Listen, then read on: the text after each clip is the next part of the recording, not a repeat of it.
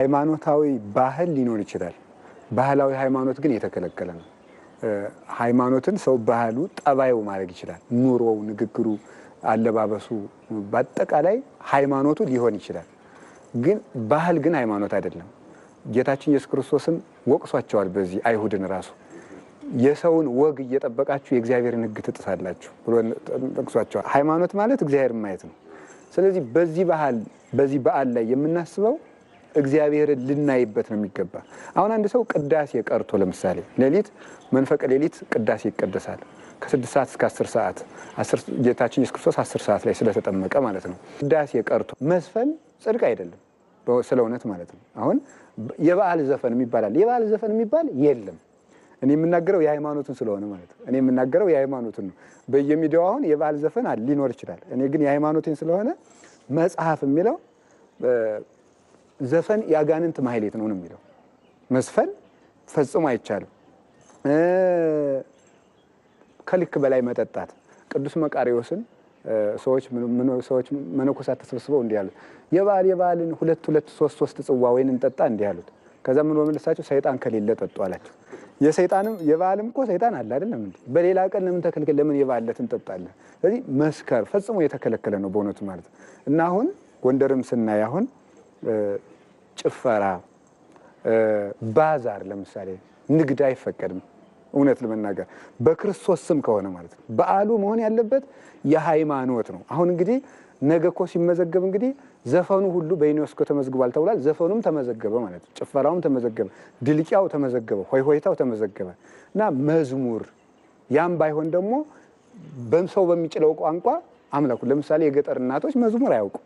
ምን ግን ምናሉ በህይወት ግባ በህይወት የሀገራችን ታቦት በህይወት ግባ ጌትዬ እንድበላ ፈትዬ እያሉ ይህንን ያመሰግናሉ ማለት ሰው በችሎታው ያመሰግናል። ወፎች ለምሳሌ እንደ ያሬድ ዘምሩ አይባሉ፣ በአቅማቸው ግን ፈጣሪያቸውን ያመሰግናሉ። ስለዚህ ሰው ራስን የመግዛት ቀን ነው፣ የትትና ቀን ነው ቅድም እንደተባለው እና ይሄን ነው እንጂ ባህል ቤተክርስቲያን ተጠግቶ እንዲወራት አይፈቀድም። ያስጠይቃል ሁሉ ማለት ነው። ሃይማኖት ባህልን ሊቆጣጠረው ይገባል እንጂ ባህል ሃይማኖትን ሊቆጣጠረው አይገባም። በዚህ ቀን የምንቆርብበት፣ የምንታረቅበት፣ ሰላም የምናደርግበት፣ ፍቅር የምናስብበት፣ ለድሃ የምንሰጥበት፣ ከኃጢአት ድል እንዲሁም የሚያስደንቀው እኮ የጥምቀት ዕለት ክርስቶስ ኃጢአትን ድል የነሳበት ቀን ነው። በዚህ ቀን እንዴት ሰው ኃጢአተኛ ይሆናል? በዚህ ቀን መደባደብ ፈጽሞ ማለት በግፊያ ምክንያት ሰው ይደባደባል። በሆታ በግርግርታ ምክንያት መደባደብ እና እንደዚህ አይነት ነገሮች ሁሉ አለባበሶቹ ሁሉ አሁን የትርጉም የሌላቸው የአረባውያን የምዕራባውያን አለባበሶች ሁሉ መጥተው እየወረሩን ነው። ልክ የልደት ዕለት የገና ዛፍና የገና አባት እንደሚቀልዱብን ማለት ነው። እንደሌለው ሁሉ ጣዖት ነው ያ እንግዲህ። ልክ እንደዚህ ሁሉ ደግሞ አሁን ምን እየመጣ ነው? አለባበስ በሙሉ ነጭ እንለብሳለን። ጌታችን ኢየሱስ ክርስቶስ የተጠመቀ ዕለት ጨለማን አስወግዶልናል። ብርሃን የተጠመቀው በብርሃን ለብሶ ነው የታየው በዚያ ዕለት ማለት ነው። አብ የተገለጠበት ነው። ሰማይ የተከፈተበት ነው። መንፈስ ቅዱስ ነጭ ርግብ መስሎ የተገለጠበት ነውና በዚህ ዕለት ሰው ሃይማኖታዊ ባህሉን የሚጠብቅበት ነው እንጂ ባህላዊ ሃይማኖት አድርጎ ሃይማኖቱን ሊያበላሽ አይገባምና አሁን በየቦታው ባህል ወደ ሃይማኖት ጣልቃ እየገባ ነውና መታየት ያለበት ሃይማኖትና በዚህ ቀን ማስቀደስ ታቦታት አሁን ብዙ ጊዜ ወጣቶች ከታቦት ፊት ለፊት እየሄዱ ይገረግራሉ ታቦቱ ቶሎ እንዳይገባ ማለት ነው። አዎ በተለይ ደግሞ አሁን ብዙዎች የማያስተውሉት ነገር አለ።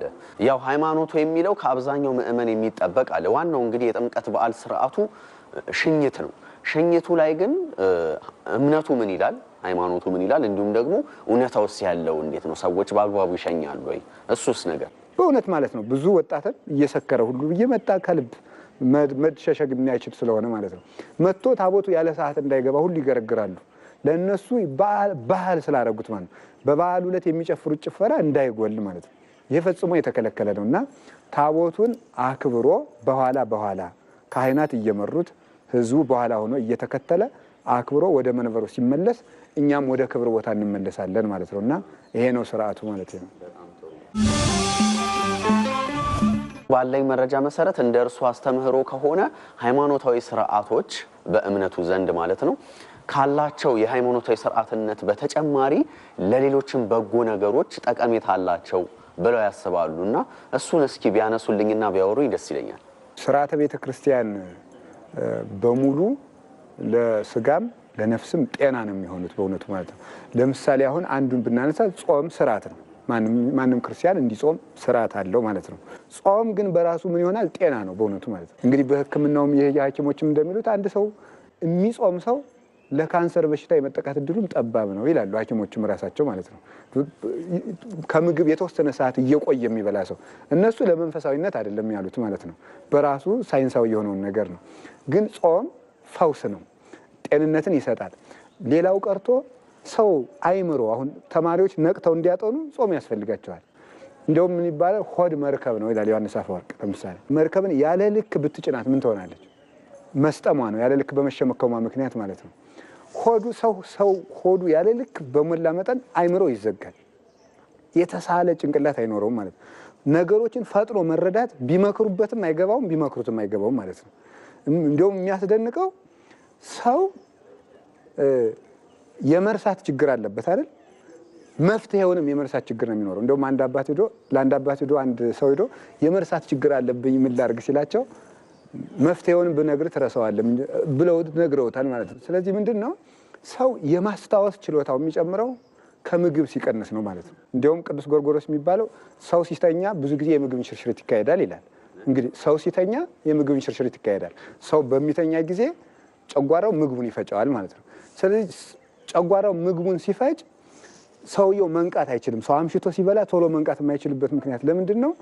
ምን ይሆናል? ተመልከት፣ ህዋሳቱ ወይም አይምሮ ምግቡን መፍጨት አንድ ስራ ይሆንበታል፣ ሰውየውን ማንቃት አንድ ስራ ይሆንበታል። ስለዚህ ሰውየው መንቃት አይችልም ማለት ነው። ሰው እንቅልፋም ከሆነ ደግሞ ሰሎሞን ምን ይላል?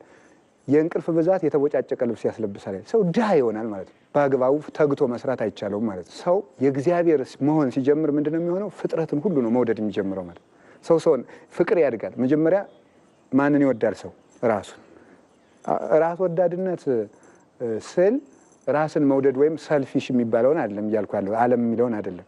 አሁን በዚህ ዓለም ላይ የኔ ከዚህ እይታ የተገለበጠ ነው። ሰው በዚህ ዘመን ራስ ወዳዱ ነዋል ይባላል አይደል? እኔ ግን ራሱን ይጠላል ነው የምለው። ሰው ራሱን ወደደ የሚለው እኔ ራሱን የሚጠቅም ስራ ሲሰራ ነው። ራሱን የሚያጠፋ ሰው ምንድን ነው? ራሱን የሚጠላ ሰው ነው። ይሄ ሰው ማለት ነው።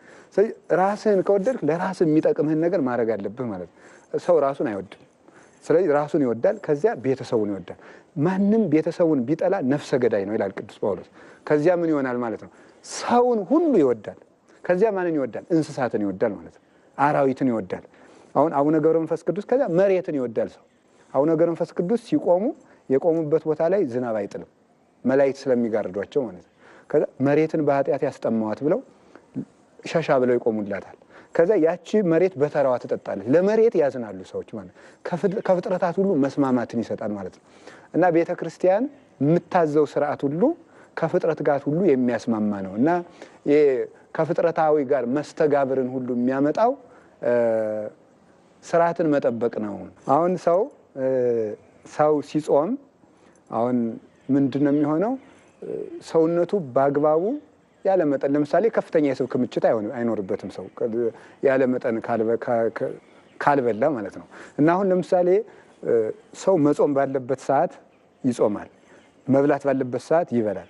ነገር ግን መጾም ባለበት ጭምር ሁሉ የሚበላ ከሆነ መብላት ባለበት ጊዜ ይታገላል ማለት ነው። ለምሳሌ ሰው ምንድን ነው የሚሆነው? አሁን ሰዎች ጾሙ ሲባሉ እምቢ ይላሉ።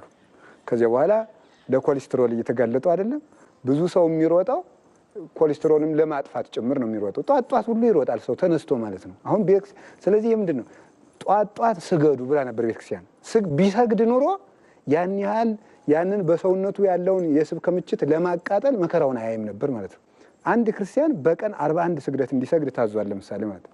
ይሄን 41 ስግደት 12 አቡነ ዘበሰማያትና 41 ይሰግዳል ማንኛውም ሰው በዓል ካልሆነ ማለት ነው። 365 ቀን ይሄንን ሲጸልይ ምን ያገኛል ይሄ ሰው ማለት ነው? ይሄንን በሚያደርግበት ሲሰግድ ጊዜ ከፍተኛ የስብ ክምችት አይኖርበትም ማለት ነው። ስለዚህ በስተርጅና ሰውየው ጎብጦ አርጅቶ በዚህ ሆዱ ገፍቶ መከራውን ያለ ጊዜው ውጣ ወረድ ስፖርት በመስራት አይሰቃይም ነበር። በተመጠነ ጊዜ ምን ቢያደርግ ኑሮ ማለት ነው? ቢጾም ኑሮ ማለት ነው። እና ጾም ከዚህ ሁሉ ነገር የሚጠብቀን ነው እና መብላት ባለብን ሰዓት ብንበላ ለሌሎቹ በሽታዎች ሁሉ ከመጋለጥ እንድናለን ማለት ነው። እና በመጨረሻ ላይ መብላት እየፈለጉ ለምሳሌ አሁን ሰው ስጋ አትብላ ይባላል፣ ይሄንን አትብላ ይባላል። ተዘግቶ የማይፈልገውን የድሃ ምግብ መጨረሻ ላይ ይበላል ማለት ነው። የማይገባውን በመብላቱ በጾም ጊዜ ስጋ በመብላቱ በፍስክ ጊዜ ስጋ እንዳይበላ ይዘጋል ማለት ነው። እና ከበሽታ የሚከላከለን ሁሉ ጾም ገደብ መኖር አለበት የሚልም እይታ አሉት። ገደብ ያለው ደስታ፣ ገደብ ያለው ሐዘን እንዲሁም ደግሞ ቶሎ መቆጣትና ቶሎ መደሰት የሚለው ነገር ላይ ገደብ መኖር አለበት ይላሉ። ጉዳት አለው ማለት ነው። ይሄ ጉዳቱ ምንድነው? እንግዲህ በዓለም ላይ 3 አይነት ሰዎች ነው ያሉት። 3 አይነት ሰዎች ምንድነው? ስሜታዊ ሰዎች አሉ፣ ዕውቀታዊ ሰዎች አሉ፣ መንፈሳዊ ሰዎች አሉ ማለት ነው። 3 ነው ያሉት በዓለም ላይ። ስለዚህ ምንድነው ከዚያ ሰዎች የመጀመሪያዎቹ ደካማ ሰዎች የሚባሉት ስሜት የሚመራቸው ሰዎች ናቸው። ለምሳሌ ያገባሉ። ለምንድነው የሚያገቡት ሲባል ደስ ስላለች ነው ያገባዋት፣ ደስ ስላለኝ ነው ያገባዋት ይላል። ለምንድነው የሚፋቱ ሲባል ስለጠላዋት። ስሜት ነው ይሄ ማለት ዕውቀት አይደለም ይሄ ማለት። ለምን እንደሚያደርገው በቂ ዕውቀት የለውም ማለት ነው። ስለዚህ ለምን እንደሚያደርጉ ሳያውቁ የሚገሉ ሰዎች አሉ፣ ምንም ሳይገባቸው ወይም ሰው ነግሯቸው ሊሆን ይችላል። ስለዚህ እያንዳንዱ ለምን ምንድነው መጽሐፍ የሚለው የዋህ ብእሲ ፍጡነ ያአምኖ ፍጡነ ይክድ፣ ሞኝ ሰው ፈጥኖ ያምናል ፈጥኖ ይክዳል ይላል። በስሜት ዝም ብሎ ያምናል፣ በስሜት ይክዳል ማለት ነው። ስለዚህ ስሜት የሚያስተዳድራቸው አሁን ስሜታዊ ነው አብዛኛውም። ይሄ በክርስቲያንም አለ። በስሜት ጥምቀት ይመጣል፣ በስሜት እልል ይላል፣ በስሜት ያጨበጭባል። ለምን እንደሚያደርገው ሁሉ አያውቅም በእውነቱ ማለት ነው።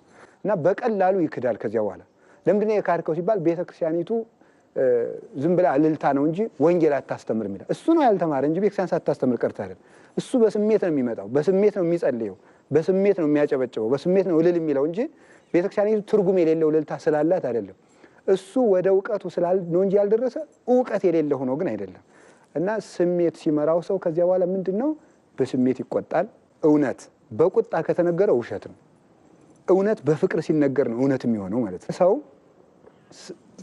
የምንናገርበትን ጊዜ፣ የምንናገርበትን ቦታ፣ የምንናገርበትን ምክንያት ማወቅ አለበት። እና ባጭሩ ስሜትን የሚያስተዳድረው ስሜትን የሚያስተዳድርበት ዕውቀት ነው። ቶሎ ደስ የሚለን ለምን እንደምንደሰት ስለማይገባን ነው። ለምን ደሰት ስለማይገባን ቶሎ ደስ ይለናል። ለምን እንደተከፋን ስለማናውቅ ደግሞ ቶሎ እንከፋለን ማለት ነው። ስሜታውያን ስለሆነ ነው። ከስሜት የተነሳሁት ከዚያ የተነሳ ነው። የሚገርመው 5 የስሜት ሕዋሳት ይላል ሳይንስ ማለት ነው። ቤተክርስቲያን ግን 10 የስሜት ሕዋሳት አሉ ነው የምትለው። 5 የስጋ 5 የነፍስ አሉ ማለት ነው። ስለዚህ ከ5ቱ ውስጥ አንዱ ምንድነው? የነፍስ ከ5ቱ የስሜት ሕዋሳት የነፍስ የስሜት ሕዋሳት አንዱ ምንድነው? ዕውቀት ነው።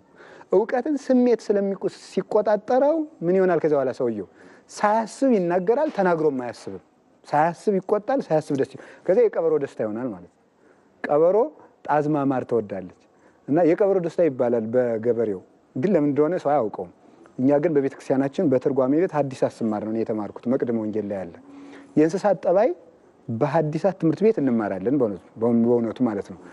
ግን የእንስሳት ሕክምና ተምረን አይደለም። ሳይንሱ ከኛ ወስዷል፣ ውለታችን ስለሚረሳ ነው እንጂ። ጣዝማውን እንዳገኘችው መዝለል ትጀምራለች፣ እየዞረች ማለት ነው።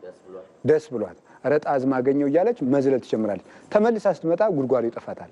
በጣም ጠባብ ስለሆነች ጉድጓዷ እና የቀበሮ ደስታ የሚባለው ከደስታው ከጥቂት ሰዓት በኋላ የማይገኝ ደስታ ማለት ነው። መሰረት የሌለው ደስታ እንደሰታለን። ለምን? ዕውቀት ስለማይመራል።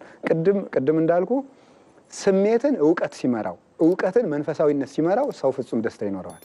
ስሜትን በዕውቀት ማስተዳደር መግራት መቻል። ዕውቀት ደግሞ ዝም ብሎ ዕውቀት ቢሆን ደግሞ ዕውቀት በራሱ ደግሞ አይቀድስም፣ ፈሪሃ እግዚአብሔር ሲጨመርበት ማለት ነው። ስለዚህ ስሜታችን በዕውቀት ማስተዳደር አለብን፣ ማወቅ አለብን። በመንፈስም ሆነ በስጋ ዓለምን የሚበጠብጧት የማያውቁ ሰዎች ናቸው። በስሜት ይሾማል ሰው፣ በስሜት ይሽራል፣ በስሜት ይደግፋል፣ በስሜት ይነቅፋል፣ በስሜት ይናገራል፣ በስሜትም ይቆጣል። አሁን ለቁጣችን ምክንያት ሊኖረን ይገባል። ለምሳሌ አሁን ስንቆጣ ምን መሆን አለበት? የሰዎችን እንዳንቆጣ የሚያደርጉን ነገሮች አሉ። ዝም ብለን ፈጥነን እንዴት እገሌ እንዲህ ያደርገኛል አይባልም። ምን ማድረግ አለብን? አስተዳደጉን እናስብለታለን ሰው ማለት ነው። ለምሳሌ እንዲያው በዓለሙም እኮ ይነገራል በእውነቱ የሰውን ማንነት የሚወስኑ ነገሮች አካባቢ፣ ትምህርት፣ አስተዳደግ ወይም ልምድ የሚባሉት እነዚህ 3ቱን ሰውን ክፉም ሆነ ደግ ለመሆን ይወስኑበታል። ስለዚህ ሰውየው አስተዳደጉ ላይ ያመጣው ነገር ስለሚችል እንዴት እንዲህ ሊያደርግ ቻለ ልንለው አይገባንም። ያንን አስተምረን እስከምንቀርፍ ድረስ መታገሳለን፣ በስሜት መቆጣት። ሁለተኛ ደግሞ ምን ማድረግ አለብን? የለመደው ልማድ አለ ሰው ያንን የለመደውን ነገር በአንድ ጊዜ ተውት አይባልም። ስለዚህ ሰው ባደገበት ነገር ሲያጠፋ በአንድ ጊዜ ልንቀየምበት አይገባንም ማለት ነው። በስሜት የምንቆጣው ከዚያ የተነሳ ሌላ ሰው የዋለበትን አናውቅም። አሁን ለምሳሌ ሰው እርቦት ውሎ እንደመጣ 10 ሰዓት 11 ሰዓት አካባቢ ወይም ደግሞ ሰው ዕዳ እንዳለበት ተነግሮት ወይም የዛሬ ሳምንት እናስራለን ተብሎ ተነግሮት የዛን ጊዜ ቢሰድበን መቆጣት የለብንም ማለት ነው። የዋለበትን ማወቅ አለብን። ሰው ምን አሁን አንድ ጊዜ ሐዋርያት ክርስቶስን አይሁድ የሚያሙትን አሜት በሙሉ ሰብስበው በልባቸው ያዙ። አይሁድ የሚያሙትን ማለት ነው። ይሄ እኮ ነብይ ነው፣ ይሄ እኮ መምህር ነው እያሉ ሐዋርያት ይችን በልባቸው ይዘዋል። በልባቸው እያሙት ነው። ከዛ ጌታ መጥቶ ቀጥታ ለምንድን ነው የምታሙኝ አላለ። ወሬ ሰምተው ስለሆነ መጀመሪያ ወሬያቸውን መመርመር አለበት። ስለዚህ ምን አደረገ? ሰዎች እኔን ማን እያሉኝ ነው አላቸው። ሰውን መጀመሪያ በውስጡ የያዘውን ነገር ሰምተን ነው እዚያ በኋላ መፍረድ የሚቻለው። ሰዎች ማን ይሉኛል? አይ ነቢያት እያሉ ነው፣ ሐዋርያት እያሉ ዮሐንስ ይለዋል፣ ኤርምያስ ይለዋል። ከዚያ በኋላ ይሄንን ያጠራቅሙትን ወሬ ካስወጣቸው በኋላ እናንተስ ማን ትሉኛላችሁ አላቸው ማለት ነው። እናንተም እያላችሁኝ ነው አነጋገሩ ማለት ነው። እናንተም እኮ እያላችሁኝ ነው ማለቱ ነው። ከዚያ በኋላ አይ አሉና ቅዱስ ጴጥሮስ አንተ የሕያው እግዚአብሔር ልጅ ነህ ብሎ መሰከረ ማለት ነው። ቀስ በቀስ ወደ እውነት አመጣቸው ማለት ነው። ዮሐንስ ወንጌል ምዕራፍ 4 ላይ 5 ባሎች የነበራት ሴት ነበረች። ከዛ ውሃ ስጭኝ አልሰጥም አለችው። ውሃ የሚለምንሽ ማን መሆኑን ባወቅሽ አንቺ ስለሚኝ ነበር። እኔ የምሰጠውን ውሃ የሚጠጣ አይጠማም አላት። አረ እንግዲያስ ድጋሜ እንዳልቀዳ ውሃ ስጠኝ፣ ያን ውሃ ስጠኝ አንድ ጊዜ ጠጥቼ አለችው። ባልሽን ጥሪና ልስጥሽ አላት። ባል የለኝም አለች። ስንት ባል ነው የነበራት? 5። አሁን እኛ ምንድን ነው የምንለው? ብናውቅ ኑሮ እቺ ሴት 5 ባል እንዳላት እያወቅን የለኝም ብትል ቀጣፊ 5 ባል እያለሽ የለኝም ትያለሽ እንል ነበር እኛ ብንሆን ማለት ነው። ክርስቶስ ግን ምንድን ነው ያለ? መልካም ብለሻል አላት። መልካም ብለሻል። አመስግኖ ነው መተቸት የሚቻለው። አመስግኖ ሰውን ሰምቶ ነው። ሰናይት ቤልኝ እስመ 5 እደው ነበሩ ምስሌኪ ወዘኒ ዘሃሎ ምስሌኪ ኮነ ምተኪ። ትክክል ነሽ፣ 5 ባሎች ነበሩሽ፣ 5ቱም የሉም፣ ዛሬ ያለውም ባልሽ አይደለም ማለት። ከዚያ በኋላ መጀመሪያ አመስግኖ ከዚያ በኋላ ትክክለኛውን እውነቱን ነገራት ማለት። ከዚያ በኋላ አንተ ነብይ ነህ እንዲህ አለችው፣ ወደ እውነት አመጣት ማለት ነው። ስለዚህ ሰውን ታግሰን እንጂ ተችተን፣ ታግሰን እንጂ ተቆጥተን ወደ እውነት አናመጣውም ማለት ነው። አዎ ዝቁ እንደውም ዮሐንስ አፈወርቅ ይላል የሰውን ነገር የሚለቅም ሰው ዝንብ ነው የሚለው። በእውነት በጣም ነው የሚገርመኝ። አሁን ዝንብ ብዙ የምትውልበት ቦታ ምን አይነት ቦታ ነው? የታጠበ ቦታ ነው ወይስ ቆሻሻ ቦታ ነው? ቆሻሻ ቦታ ላይ ነው የምትውለው አይደል? ስለዚህ ምን አለ ሰው ሌባ ነው ስትል የሰው ሌብነቱ ላይ ስትሆን ቆሻሻ ቦታ ላይ እየዋልክ ነው ማለት። ሰው ገሌ እኮ ጸሎተኛ ነው ስትል ንጹህ ቦታ ላይ ዋልክ ማለት። ገሌ ታጋሽ ነው፣ ገሌ ጥሩ ነው ስትል ከሰውየው ከጥሩ ቦታው ላይ እየቀሰምክ ነው ማለት ነው። አዎ ክፋቱን ስናይ ግን እንደ ዝንብ ቆሻሻ ቦታ ላይ እየሄድን ነው ማለት ነው። ለዚህ ነው ሰሎሞን የሰነፍ ልቡ በግራው ነው ያለ። የሰነፍ ልቡ በግራው ነው አለ መጽሐፈ መክብብ ምዕራፍ 10 ላይ። እንዴ መጽሐፈ ምሳሌ ይቅርታ፣ የሰነፍ ልቡ እንዴት ነው በግራው የሚሆነው? መቼም ልብ በግራ ናት ያለው ሳይንስ